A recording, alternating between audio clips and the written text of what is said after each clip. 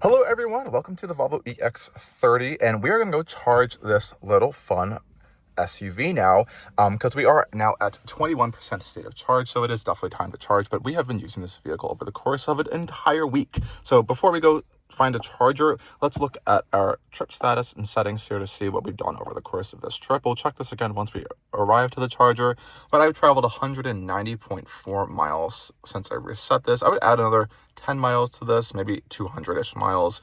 So that means if we have another 50 miles left, that would actually equate right around to the EPA range of around 253 miles. We have our efficiency right there. This is around 3.7 miles per kilowatt hour, I believe, off the top of my head, and around average speed. It's definitely a little bit higher. There's definitely been some more highway driving there. And this is our current trip as of right now. So we've just traveled an extra 12 miles.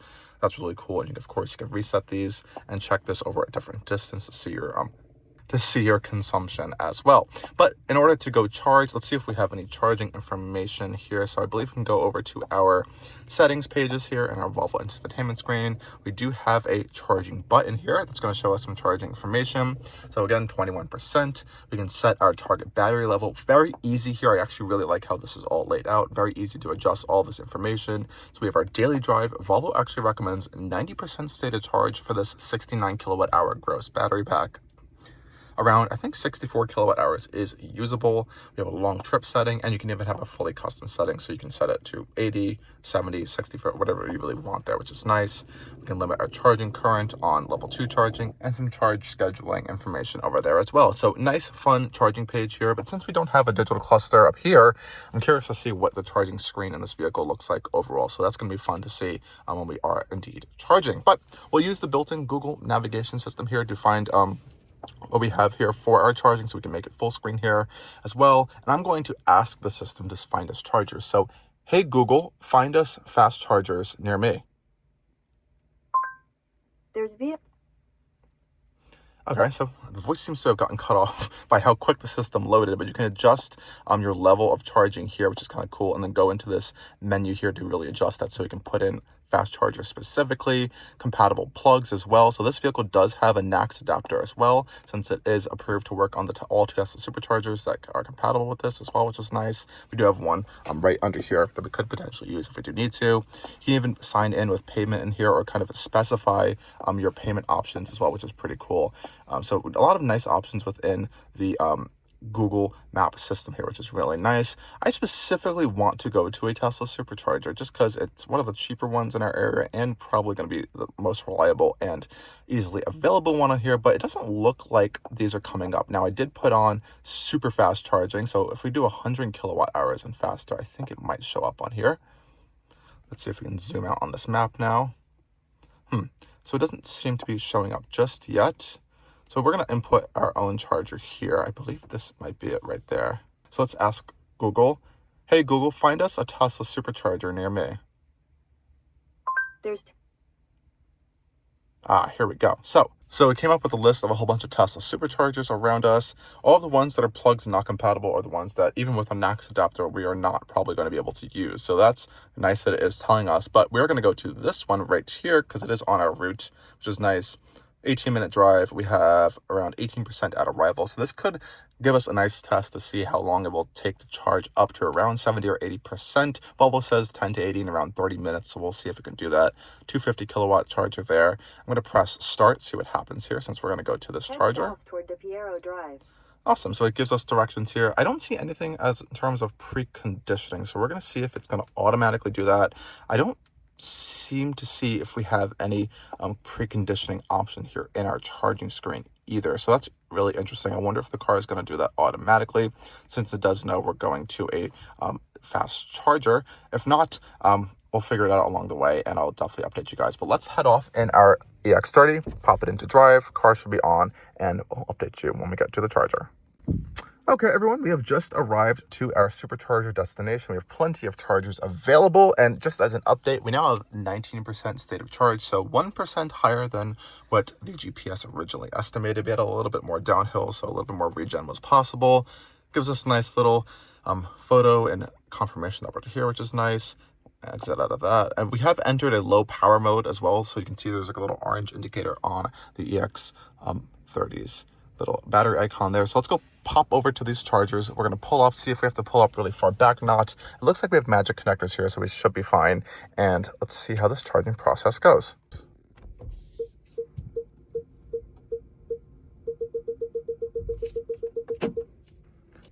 Okay, everyone, so we've arrived at our Tesla superchargers. Let's hop out of the EX30 and see if we are close enough for the charging cord to reach in the side of the vehicle. Hopping back here, it looks like we should be okay. We don't have to pull too far back on this particular supercharger here, so let's pop open our door here. No power operated door. I love this little charging icon here to let you know what's going on with your charging status. Then we do have to pop open 2 separate covers here to open our CCS port. No NACS native port, as we can see right now, and these don't seem to have a place where they can just kind of hang out, so it looks like they're just gonna stay there for now. We're gonna go over to our charger itself, and thankfully this one does have a magic connector, so we don't need to use our NACS to CCS adapter. Now, not a lot of superchargers in the country have these, so the adapter might come a little bit more handy for you, but definitely double check this on the Tesla app or your car's native system to make sure you can even charge at a supercharger in the first place. That was a pretty smooth and seamless process, and as you can see, the EX30 is really, really tiny, so you don't really need to get too close at all, so that's pretty nice. Now, I do need to go authenticate this through the Tesla app on my phone. We're on Charger 3D, so let's go see that process. We'll see how this charging starts working pretty quickly. So we did actually have to move all the way down here because it looks like all of these chargers are actually out of service, which I didn't check on a Tesla app because the Google thing did not tell me that, but I did have to check the Tesla app, which did confirm that. So we're gonna replug it in and then connect, and then we'll see what charging happens. Okay guys, so I just authorized it through the Tesla app, and yes, we are indeed finally charging. So this is what it looks like when the vehicle is just sitting here with the screen. So we have a whole charging status system up here, a little cord saying we are charging. It tells us we're charging. Charge port door is open. Tells us our estimated time to, I think this is set to 90% right now, and all that fun information we'd like to see. So we're pulling up 129 kilowatts right now, which is pretty good. This car can charge up to around 158, I believe. I think they claim around 175, but I don't think it can honestly do that from what I've read on the internet in some cases. So I like we have a little end charging icon right here. And this is what I like to see in a electric vehicle. I like to see charging information available to you, easy to see and displayed. A lot of new EVs, a lot of American EVs who just has to do not show any proper charging information or stuff. So this is great to see here. Now, if we go over to our charging screen in the vehicle, I like how it also shows we are indeed charging on this little vehicle icon here. Really cool feature there, like that. Going to charging here you can see more information. So it says charging here, and again, this is currently set to 90%. So let's say if I put this to 80% state of charge here, now it says, let's see if we can go back here. Now it says we're going to be done in 30 minutes. So that's actually pretty along the accurate lines of what Volvo is claiming on their websites. And we're pulling some pretty good numbers out of here. So 137, and we're still pretty low in this battery pack, 20-ish% as well. So not too bad. Good stuff so far, other than this charger being honestly a little bit of a mess. That cable does look like it's actually broken right over there. I'm not sure if you guys can see that on camera, but overall, so good so far. I'll let you know if there's any updates, and let's turn on the AC as well. So this might affect our charging status.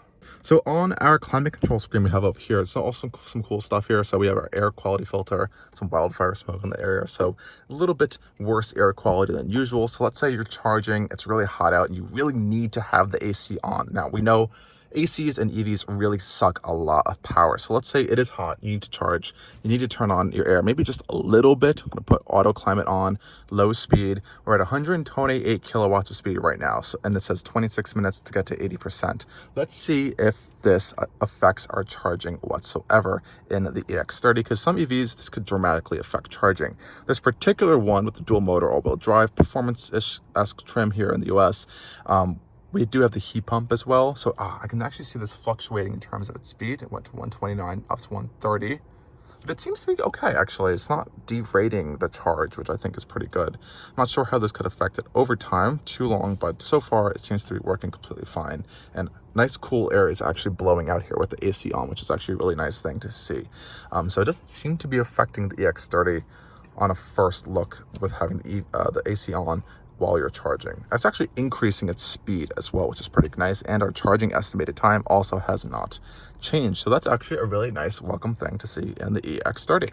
Okay guys, we have been here for a honestly very short period of time, and we're still up around 80 kilowatts of speed. We've honestly been up to 100 kilowatts just up until around-ish now. So we now have 60% in the pack, 150 miles of range. So this time is incredibly accurate, I have to say, for Volvo. It does indeed charge pretty quick. Remember, it doesn't have a big battery pack. It's only around 64 kilowatt hours usable, around 69 kilowatt hours gross, which is pretty good in terms of charging speed. So yeah, it does charge quick when you can find a charger that can give it all the juice the car wants. We're going to end it around here just so we could be continuing on our journey. But I totally believe this an additional 12 minutes to get to 80% that we just set it at.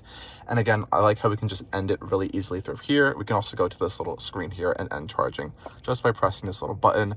And just like that, our charging has ended. So I'm going to go unplug. We're going to go continue our journey, and we'll head off to another charging station to see what that experience is like in the EX30. Okay guys, so we did end charging. Again, 151 miles of range, 61% of our battery pack now. So that's pretty nice. We'll go to our trip computer just to confirm all the stuff we've gotten so far in this vehicle. So we'll go over to our car status, trip info, and from our last trip reset, again, I would say add 10 miles to this. So I would say 208 miles plus the around 40 miles of range we had around left. So again, that's pretty close to what we would see for our EPA rated numbers on this vehicle. So it's pretty nice to see that this is pretty accurate in terms of both efficiency as well as range calculations on our Getsometer. There's actually two ways we can set this Getsometer as well.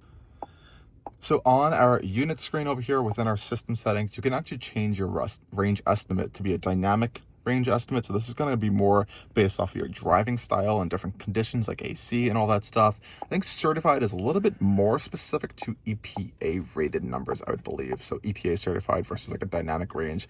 We've actually had it on dynamic, and it's honestly been pretty accurate as well. So, and it looks like the difference here isn't too much. So I guess we've been really close to being just as efficient as what the vehicle has been asking for. So that's a pretty cool thing to see as well. But I think for this, we're going to leave our trip estimator here on, and we'll add everything up towards the end of the video just to see a total driving range of this vehicle that we've done over the course of this week of testing.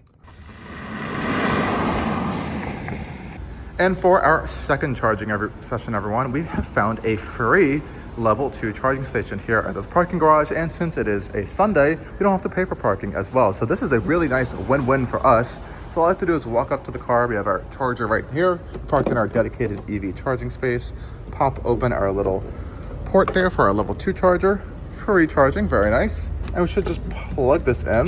Connectors should contact, and we should be charging. Let's go hop inside real quick and see our charging speed. Inside the EX30 now, we can see we are charging. We're pulling 8 kilowatts out of this level 2 charger here. We have a 39 to 43 amps. Let's go check our current limit here. So let's turn off current limit. I don't think we need to do that since this is a fully built-in wall charger, but I think this is the maximum output anyways, 8 kilowatts out of this. So we'll see how much charge we can get out of this little free charging session we have right now. So just as a note, we're at 118 miles of range, 47%, 8 kilowatts. We're gonna go grab some dinner, and hopefully we'll get some nice juice into the EX30. Okay, everyone, we are back to the EX30, and let's go do a quick charging update to see how much range we have gathered while having dinner with this free charger over here. So let's pop this open, hop inside, and we have gone up quite a bit. We have dropped our speed down to 3 kilowatts of speed from the 8 before, and we are at 57% now stated charge and 147 miles. So we'll unplug and head off on our way, but not too bad for just sitting here and having dinner and getting some free juice in this EX30.